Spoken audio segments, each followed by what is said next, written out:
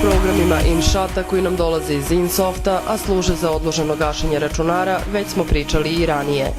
To su programi koji uz jednostavno podešavanje tajmera ili tačnog vremena mogu automatski ugasiti, resetovati ili odjaviti vaš računar, a da niste ni blizu njega.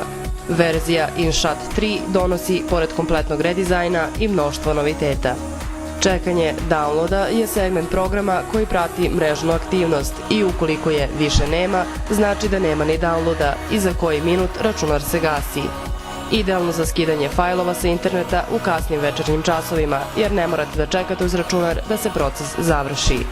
Gašenje ostalih mrežnih računara omogućava da podesite da se pored računara na kome ste podesili gašenje ili reset i ostali računari sa lokalne mreže ugase ili resetuju, naravno ukoliko su dostupni u tom trenutku.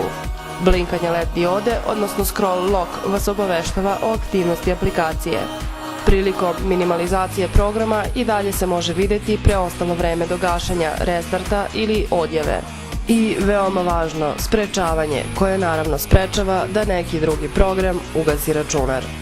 Toliko od InSofta u verziji 3.0, a najavili su nam uskoro i novu verziju za koju pripremaju, verovali ili ne, tempirano paljenje računara. Aktualna verzija InShota 3.0 vas čeka za preuzimanje na interface.tv.